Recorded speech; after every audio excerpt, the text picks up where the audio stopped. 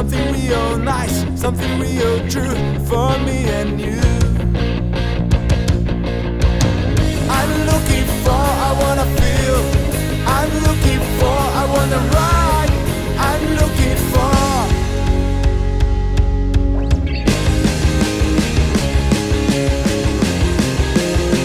I'm looking for, I'm searching to something real nice, something real true for me and you. I'm looking for, I wanna feel.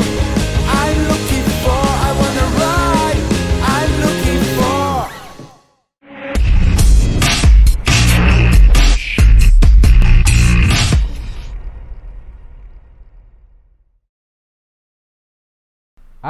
Tamo de volta, tamo na área. Você que tá aqui toda semana com a gente no FIB Esportes comigo, do Mauad. Hoje é o nosso 19º programa, já te falei. E eu tô com um convidado diferente. Quando eu trago convidado que eu sei falar sobre esporte, é mais fácil, hein? Futebol, tênis, basquete, vôlei, a gente consegue falar tranquilo. Agora hoje vai ser um pouco mais complicado. Eu tô com um amigo aqui, uma figura da natação, tem muita história para contar. Norival Agnelli ou Agnelli? Então, Du, é o seguinte, né? No bom italiano se parla Agnelli. Agnelli é mais chique. Agnelli, Agnelli é mais chique. Mas... Però já há tanto tempo, né, que me chamam de Agnelli. Ou seja, me chamam de Agnelli, então Agnelli é o que acabou ficando. Prazer estar com você. Nem o prenome não falam, é só Agnelli. Fica Agnelli, ficou né? a marca aí. Então fica Agnelli para você que está aí na TV FIB, no canal 14 da NET ou na nossa plataforma no YouTube. Prazer você estar aqui, te agradeço. É uma honra estar aqui com a gente na TV FIB. E eu queria que você contasse a tua história, que é muito rica nesse esporte, que é a natação. Quero que você me conte tudo. Fica à vontade, o programa é teu, tá? Bom, Du, a gente vai pegando a idade e a gente vai virando um contador de histórias, né? Isso você tem razão. E quanta história. Mas a gente aumenta um pouquinho, esquece das coisas, né? Faz parte. Então, tudo começou quando eu tinha os meus 7, 8 anos de idade, né? Eu morava no bairro da Bela Vista, na rua Rui Barbosa, primeira quadra, lá embaixo, pertinho do Rio Bauru.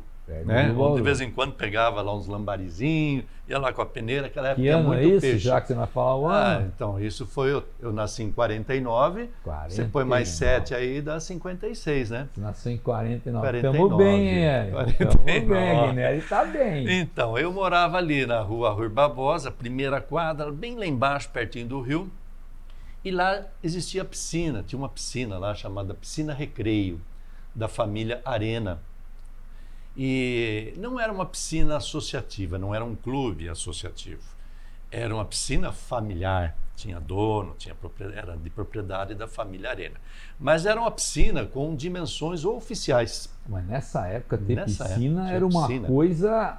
Foi uma das primeiras piscinas aqui em Bauru. Tinha o Tirintã, tinha a piscina... É a família que cuida de piscina até hoje? Isso, não. ligada então, mesmo. O pessoal que a gente conhece. Isso. Um grande abraço para a família Arena. E era uma coisa difícil na época, né? Só muito devia ter em difícil, clube, né? O BTC tinha uma piscina que não era no tamanho oficial, né? O Bauru Tênis Clube. Era até uma piscina suspensa. Na época, na cidade, lá no centro da cidade. Centro da cidade, exatamente. E a piscina Recreio, ali na Baixada da Bela Vista, da família Arena, era em dimensões oficiais. Ela tinha 14 de largura por 25 de comprimento. Então era um comprimento oficial. Tanto é que as competições regionais de natação se davam nesta piscina.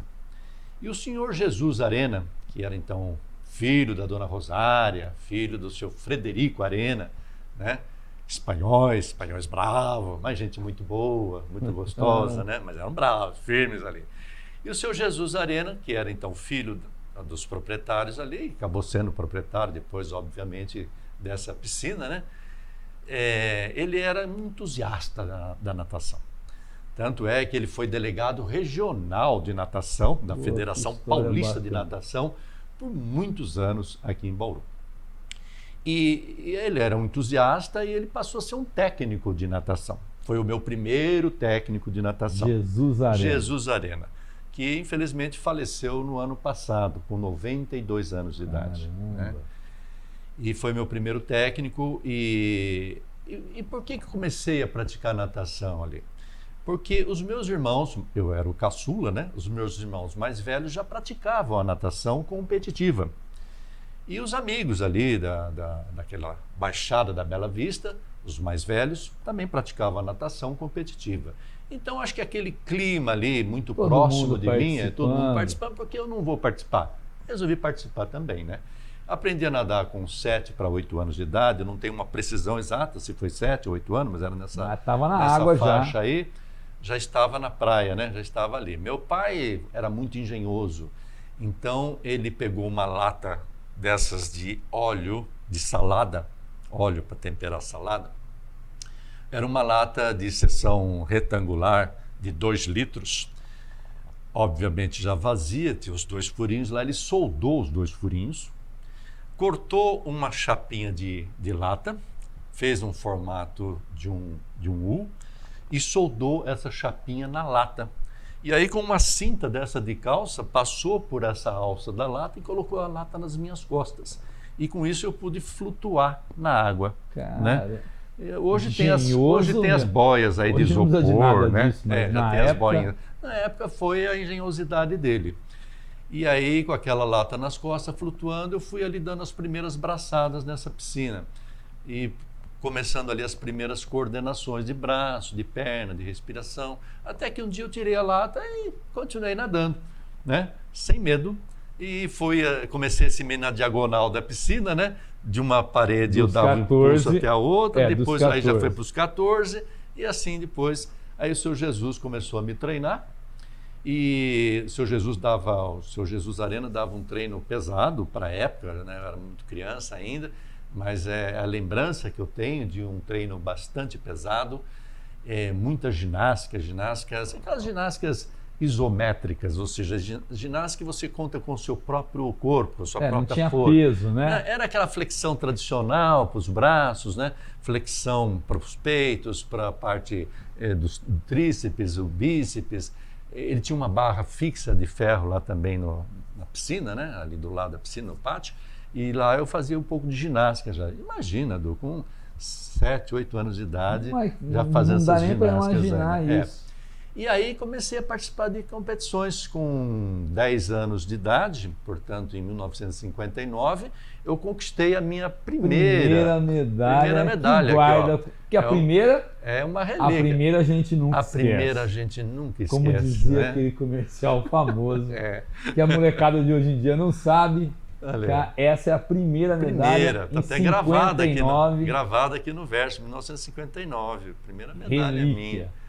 Né? Pô, e aí você Aí então comecei a deslanchar. é uma né? emoção, né? Que a foi gente não aumentando, esquece não mesmo, esquece né? jamais, E aí já me entrosei com os demais coleguinhas ali da piscina, né? E os treinamentos, as competições foram aparecendo. Eu lembro que sempre que tinha competição lá na piscina, recreio, a dona Rosária, que era proprietária, ela fazia um bolo e uns doces. Então terminava a competição, a gente fazia a confraternização com todos aquele os bolo, com atletas. doces, uns refrigerantes ali na piscina recreio. E sempre tinha a medalhinha, lógico, né? E aí fui participando de várias competições, depois competições regionais, estaduais, campeonatos nacionais também, né? E o Seu Jesus ali acreditando em mim, me dando os treinamentos pesados. Eu estudava muito, eu sempre fui um CDF na minha vida toda, até hoje. Eu costumo dizer para os meus alunos de hoje que pode ser que na sala de aula tenha alunos que estudam bastante, mas talvez mais que eu não. Eu continuo estudando até sempre hoje. foi. Sempre um CDF. Então, não vamos aqui traduzir o significado dessas 3 letras. Infelizmente, o né? CDF Não podemos, aqui no Brasil tem uma conotação negativa. Se exato. você for para a Coreia, por exemplo, o Japão, já tem uma conotação positiva. O cara que estuda muito está num patamar o acima. sentido é esse, né? É. Mas é porque a gente tinha que ter muita firmeza na parte traseira do corpo para ficar várias horas sentado, né? como se fosse ali uma parte dura do nosso corpo, como se fosse um ferro, Para né? poder... Sentado ali horas e horas numa cadeira estudando, né? Daí CDF, né? Sem dúvida, Imagina, sem esse dúvida. sentido. Bom, enfim. E aí, com 15 anos de idade, eu conquistei o título de campeão sul-americano. Campeão Nesse evento, dois Você de já Bauru. tinha ido para algum campeonato tipo estadual em São Paulo? Sim, já. Já havia ido. Tinha, já tinha Já não participado. foi a sua primeira, você Não, já não tinha foi. passado etapas, Já né? várias etapas de campeonatos paulistas. E você meio que se nacionais, né? qualifica nessa etapa em São Paulo para ir disputar esse sul-americano? Não Ou houve era necessidade, aberto? não Era houve aberto. necessidade, era aberto, não houve necessidade de ter um índice técnico Pra participar. para poder participar. Todos poderiam E participar. você vence o E aí, campeonato? de aqui de Bauru, 2 participaram. Eu e o meu colega Mauro Takeda. Acho que ele tem um ano menos que eu. Ele tem uma idade, um ano a menos. Eu estava com 15, ele com 14. Mas foram na mesma prova, vocês dois? Não, provas diferentes. Provas Ele nadou diferentes. 100 metros nado livre e eu nadei os 100 metros nado costas. E nós dois fomos campeões sul-americanos. Eu vou pedir para o Henrique, o nosso editor, que pegar essa. É uma relíquia, né? uma relíquia. É a faixa de campeão sul-americano infanto-juvenil em 1964. Isso. Quase exatamente. o ano que eu nasci, um ano depois. Faz Onde foi essa 57 competição? anos. Essa competição foi aqui no estado de São Paulo. Ó, o Henrique vai te dar a faixa para você E aí mostrar. os índices foram Isso é uma comparados relíquia, na época. hein? Relíquia, Aqui, ó. mostra para a câmera. Campeonato Sul-Americano Infanto Juvenil 64. pegando muito bem carinho. aí. Vamos deixar ela aqui na nossa. Muito legal. E onde foi essa competição? Então, essa competição foi assim uma coleta de índices técnicos dos tempos, né, que cada um fez. Tá. Então nós pudemos coletar os tempos aqui mesmo em Bauru, como também em outras cidades de toda a América do Sul. E aí depois esses tempos todos foram encaminhados para a Federação Paulista de Natação de São Paulo. E aí eles então compilaram todos esses tempos e fizeram a classificação então do sul-americano. Então não houve assim uma disputa direta presencial. Nós não tínhamos a pandemia à época, mas acho que por uma questão de custo, à época ninguém bancou a realização Mas você presencial. vai fazer a prova e você vai disputar os 100 metros nado costas. Nado costas. E aí o meu tempo foi o melhor tempo da América do Sul. E além da faixa, conquistei essa medalha aqui de ouro. Campeão No verso tem sul-americano. toda a gravação aqui no verso, campeão sul-americano. Nos 100 metros nado costas, categoria infanto juvenil, 1964. Agnelli, você vai disputar só essa prova nesse sul-americano? Nesse sul-americano foi só essa prova, foi só E era, uma prova. e era a prova que eu tinha mais chance. Era a tua aquela que eu prova tinha de mais preferência. chance. Exatamente. Costas. O Costas, eu acabei Nado me especializando no nado nado costas, né? É claro que depois, já na categoria Master, eu acabei me enveredando para outras provas também, como os 50 metros nado livre, os 50 metros nado borboleta. São duas provas que eu gosto muito de participar, e tanto os 50 livre como os 50 borboleta, que eu fui várias vezes campeão brasileiro nessas duas O provas. grau de dificuldade do borboleta é bem maior. É um Eu pouco sou mais leigo difícil, totalmente no assunto, mas o borboleta e o peito, acho que mais ainda, Exato, é um grau de dificuldade maior, né? Sem dúvidas.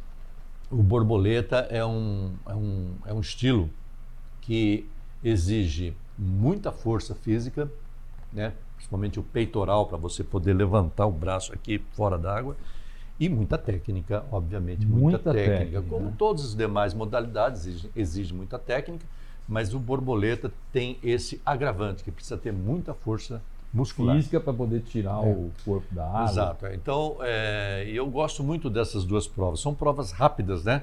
E eu tenho assim uma musculatura mais preparada para explosão mesmo, para provas curtas.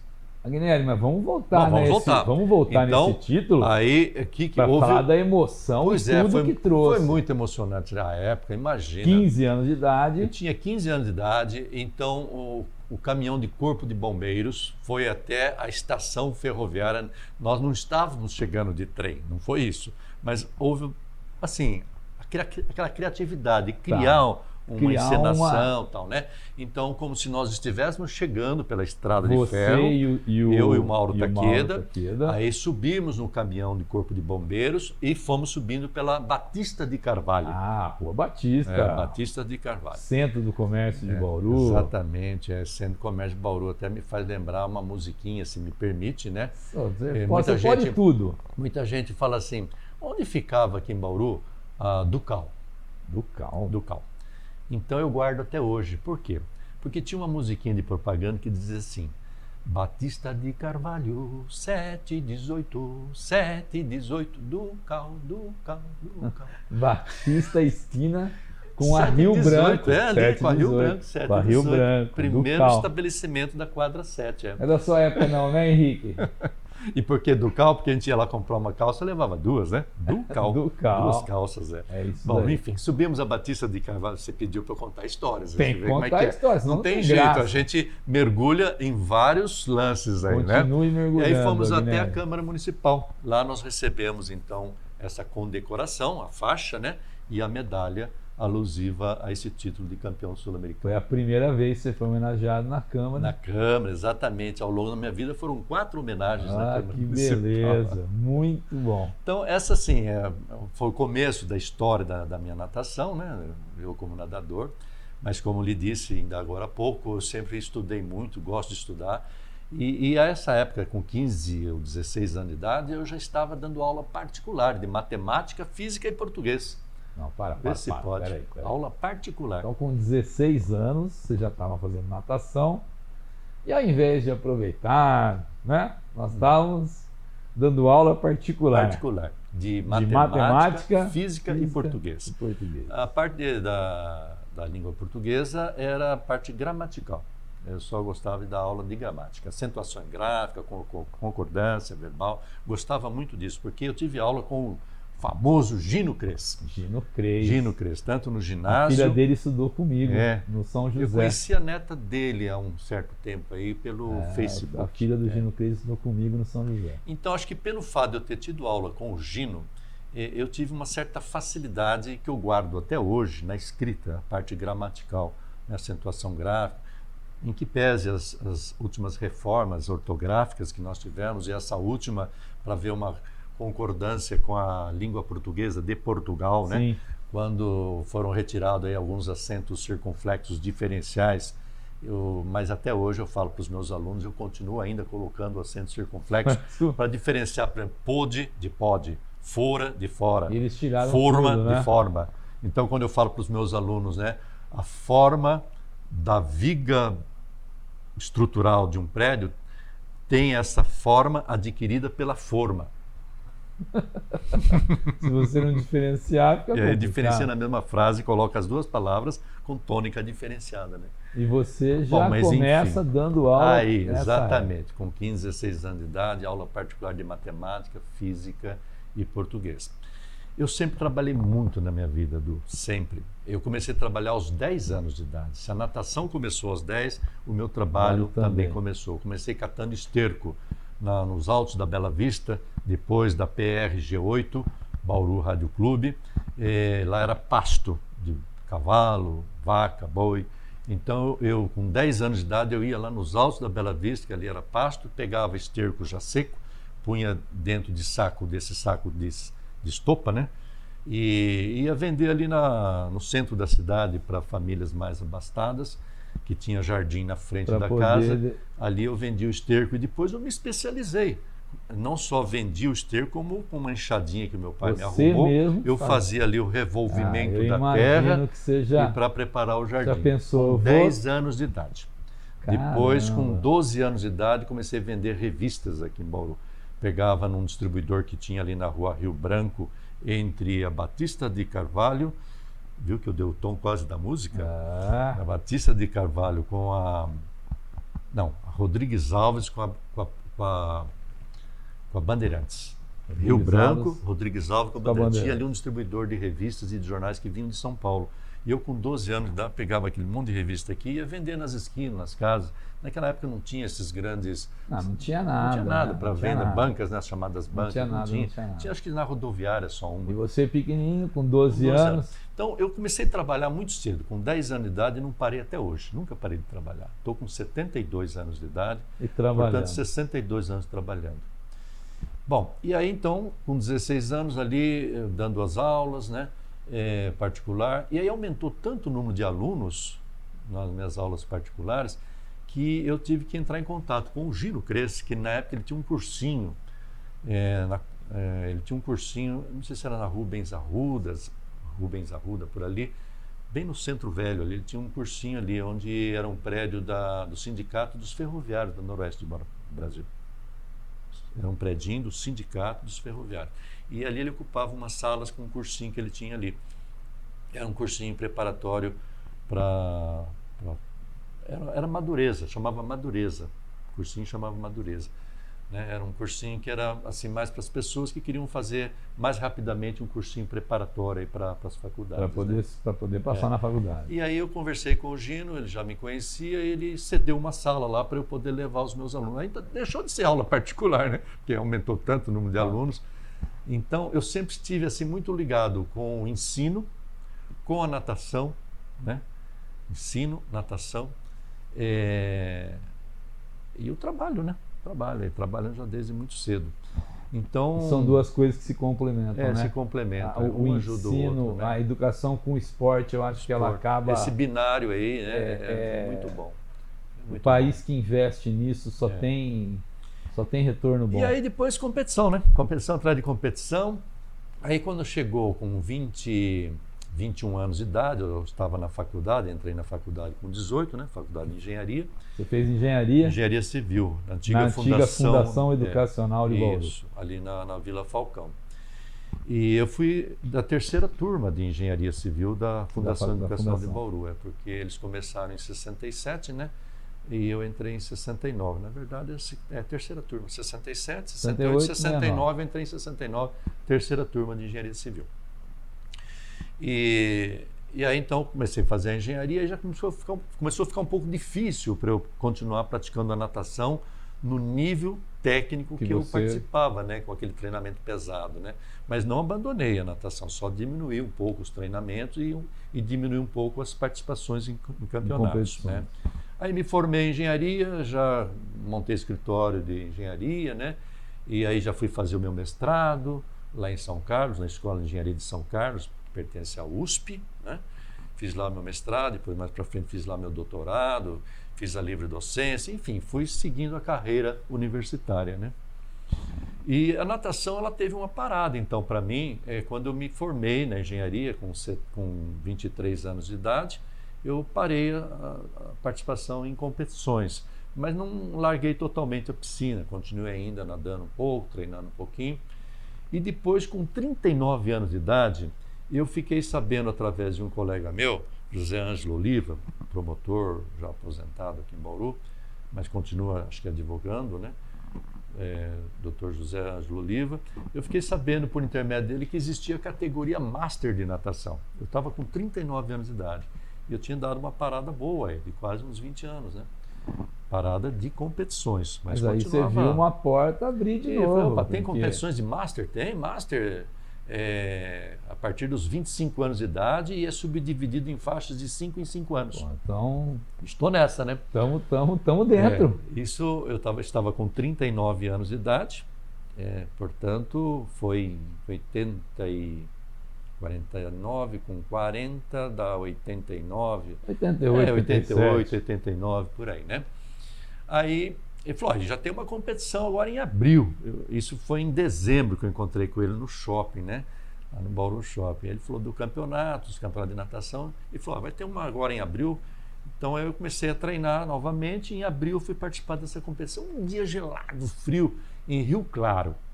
Piscina de 50 metros. A gente não enxergava direito o outro lado. Nossa. Tinha uma neblina assim. E parece que não chega nunca. Eu não sei um frio danado. É duro. Mas os 50 metros parece que não chega Principalmente nunca. se você estiver nadando borboleta. Não acaba. Vocês aí estão, nada de borboleta. Para chegar do outro a piscina não do outro acaba, lado, não acaba 50 nunca, metros. não chega nunca. Mas enfim, aí fui participar e já ganhei novamente umas medalhas ali, fiquei entusiasmado, né? E naquele mesmo ano teve um campeonato mundial no Rio de Janeiro. Fui para o campeonato Mas mundial lógico, em agosto, né? né? E não é que eu fui o 6º do mundo naquele Que ano, coisa. retornando na categoria depois de Master, muito de tempo. muitos anos parado. Aí, claro que eu me entusiasmei mais ainda e continuei treinando e treinando forte, né? Treinando forte, modo dizer, dentro de uma categoria Você, Master, como foi né? sempre muito CDF, você devia fazer tudo na regra, Sempre tudo fui certo, sempre muito regrado nas minhas coisas, né? Minha né? vida sempre foi muito Sempre regrada. foi muito, tem que treinar, vou treinar, Exato. né? É uma postura meio...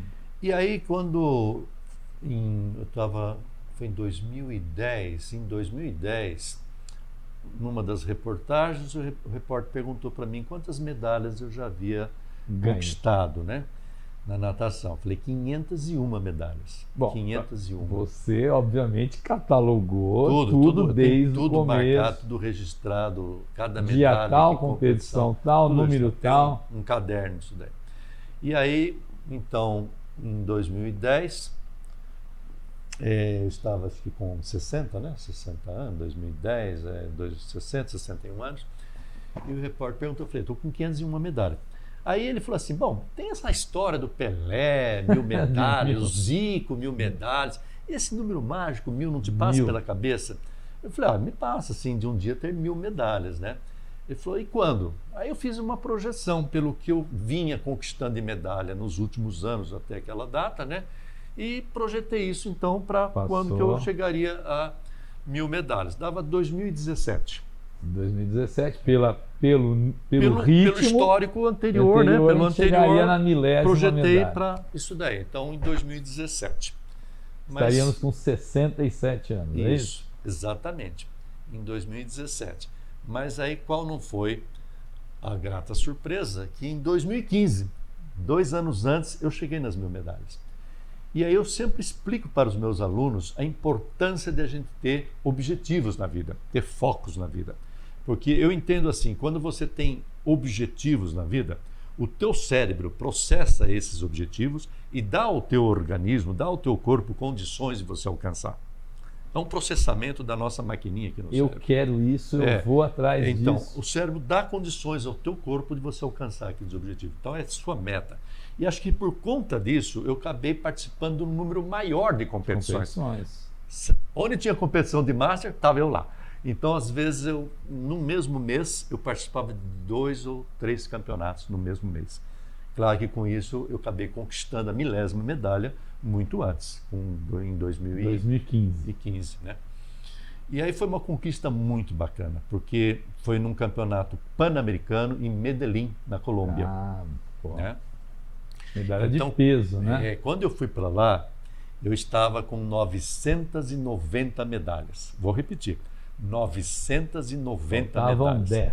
Faltavam 10 para esse grande número mágico das 1000, né? E para esse campeonato, poderia se inscrever em até 10 provas. Me inscrevi nas 10. Mas tínhamos que ganhar medalha nas 10. Mas tinha que ganhar medalha nas 10, né? E nesse campeonato, eles davam medalha para os participantes até o 8º lugar.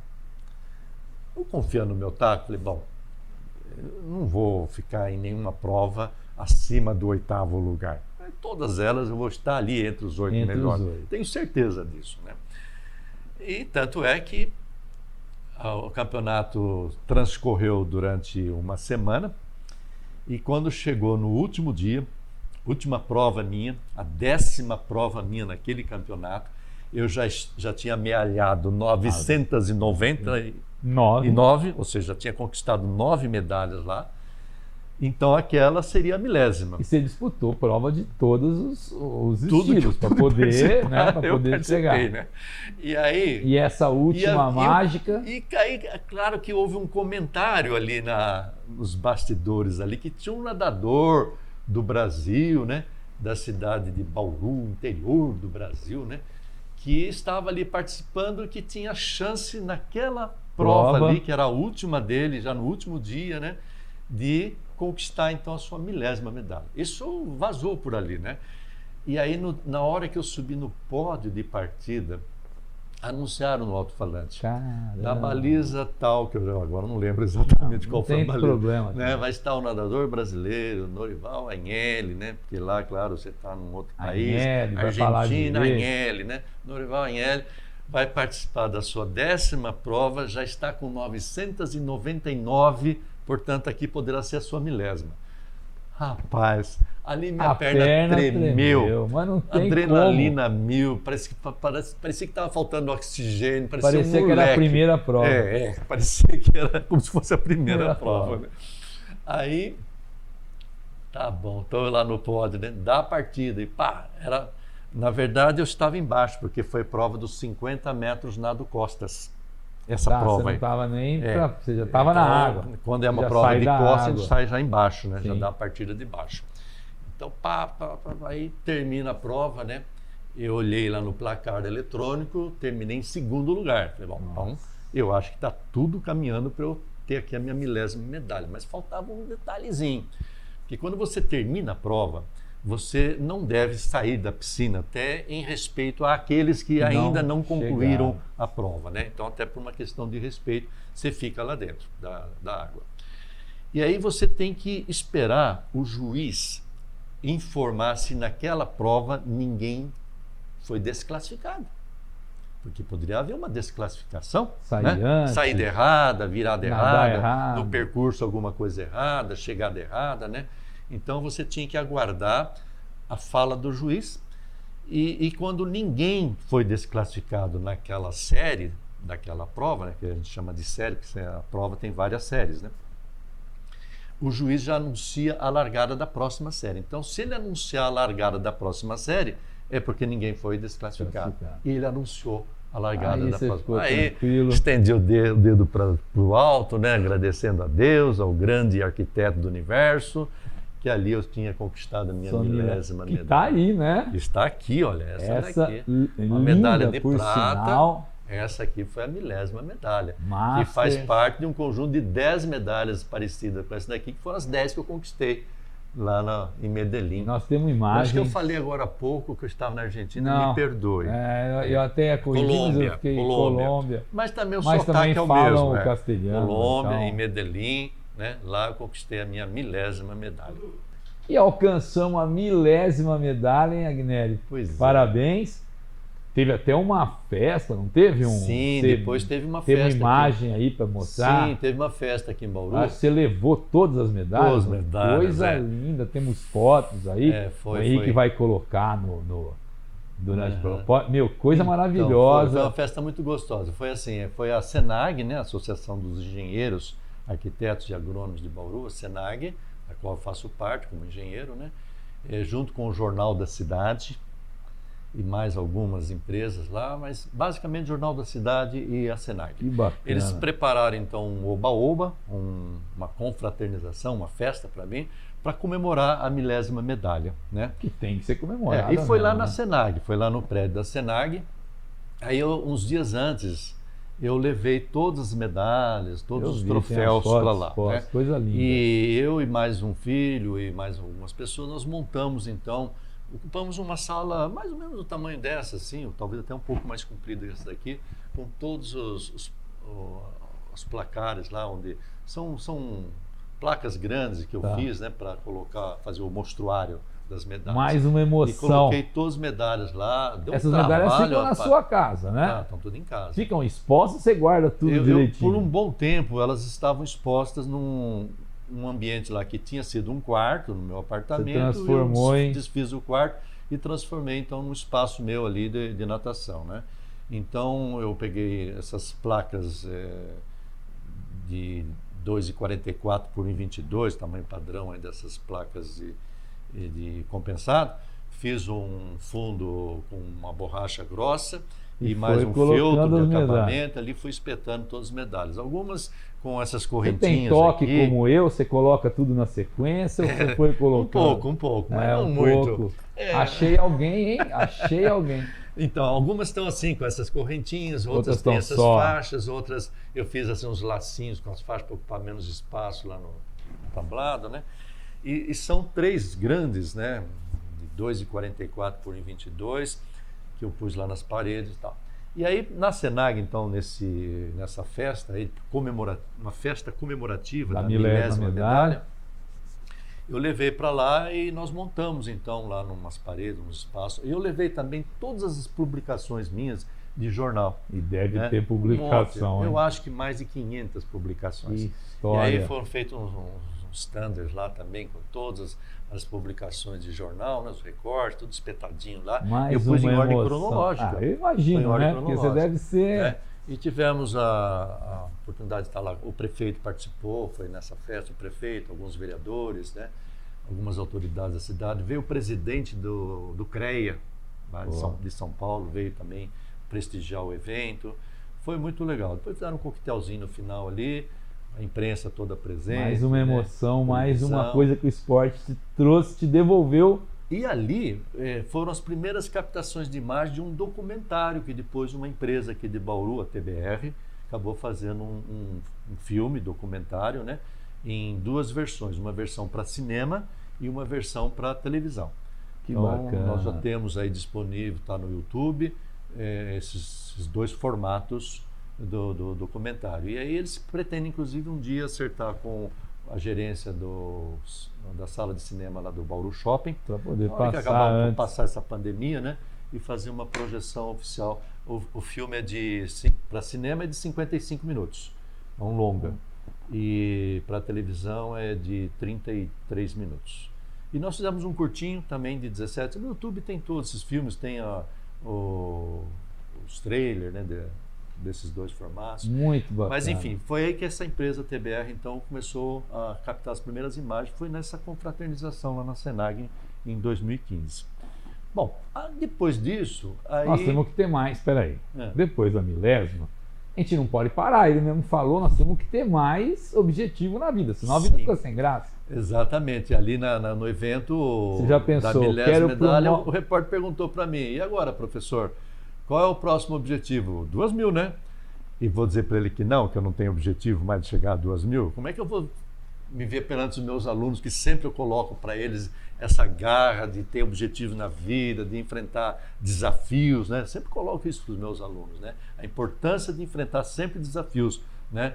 As coisas fáceis, deixa para os outros. Vamos nós fazer as coisas difíceis, porque é aí que a gente cresce.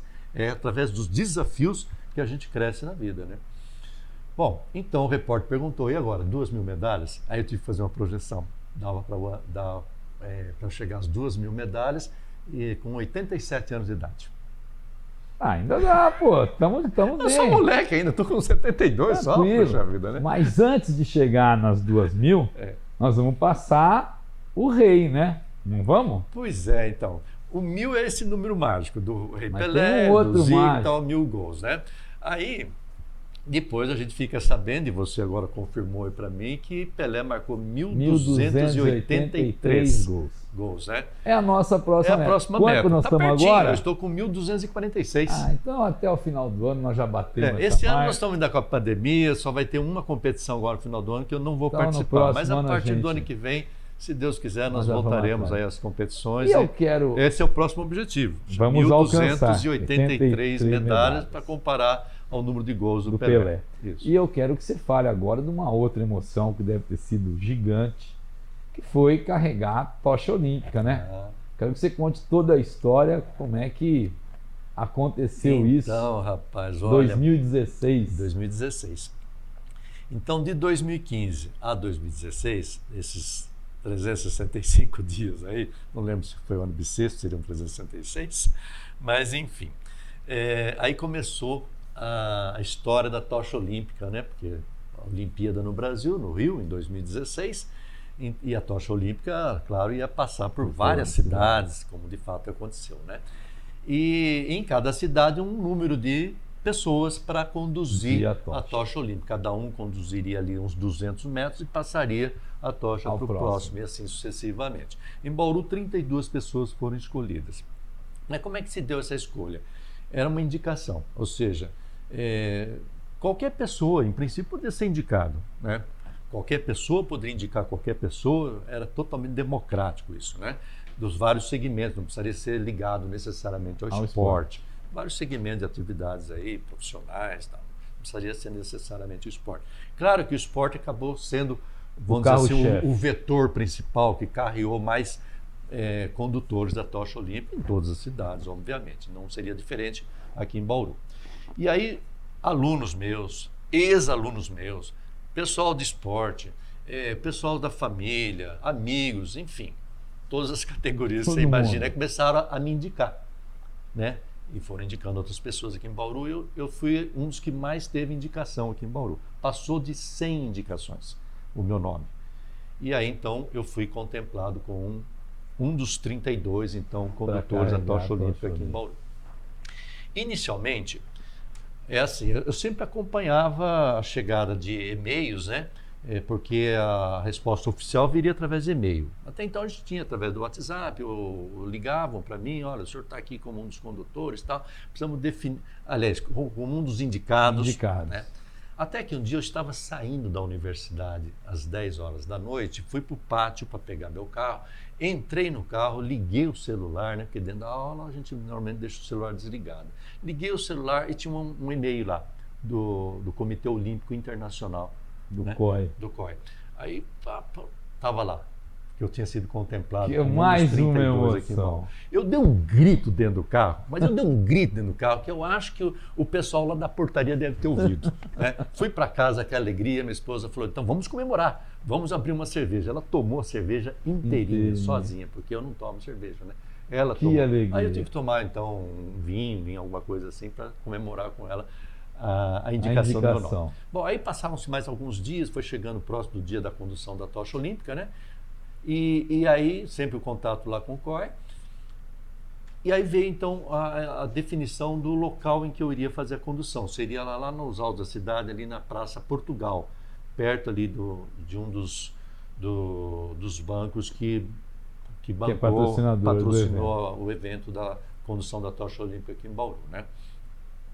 Então tinha que ser próximo da agência ali, daquele banco, ali na Praça Portugal, não vou precisar dizer o nome, todo mundo já imaginou que banco que é, né? Tem a agência ali. E aí, então, o pessoal que já estava preparando o documentário da minha vida como nadador, né, a TBR, eles alugaram, entraram em contato com moradores dos prédios ali na região ali da praça, para que no horário da condução eles pudessem tomar imagens aéreas, mais distantes, tal, de vários ângulos e tal, né? E isso foi quinta, sexta-feira da semana, o evento da condução foi num domingo, né? E sábado à tarde estavam os meus filhos que vieram de outra cidade para participar comigo aqui, acompanhar, né? Eles estavam aqui no sábado, no final de semana, e o pessoal da TBR aproveitou o ensejo, eles foram lá em casa para fazer gravações com os meus filhos, né?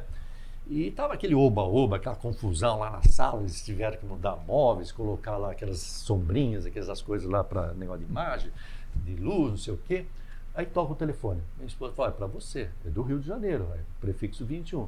Eu fui no banheiro atender, porque estava um oba-oba lá em casa, aí eu fui lá no banheiro, me fechei lá, aí veio a informação que eu iria ser o último condutor lá no Vitória Régia, mas a moça não quis dizer para mim que eu ia acender a pira olímpica. Mas eu ia ser o último condutor. Quando ela falou que eu ia ser o último condutor, lógico, caiu a ficha. Eu vou acender a pira olímpica. Foi o segundo grande grito que eu dei. Dentro do banheiro. Saí do banheiro, já avisei o pessoal, aí já a reportagem ali já foi de outro ângulo, aí o pessoal, coitado do TBA, aí agora nós acertamos lá naqueles prédios, tivemos que mudar o lugar, aí tiveram que contratar grua de última hora para pegar imagens aéreas movimentadas, aí fomos tudo para Vitória Régia. Aí foi aquele oba-oba ali, tinha acho que umas 5 mil pessoas, né? E você acende a pira. Legal, acendi a pira olímpica, que é a chama da vida, né? Mais uma emoção gigantesca. Forte emoção ali. Que a natação te trouxe, né? Que trouxe a natação. A natação abriu muitas portas para mim. É o que eu falo, o esporte abriu um leque de oportunidades para você. Dúvida, sem nenhuma dúvida. E essa história riquíssima. Hoje eu trouxe aqui meu amigo Agnelli, ou Agnelli, como você preferir. Que conversa, que resenha. Eu gostei demais. Espero que você tenha gostado. Semana que vem a gente está de volta. Muito obrigado, Agnelli. Valeu. Amém. Valeu.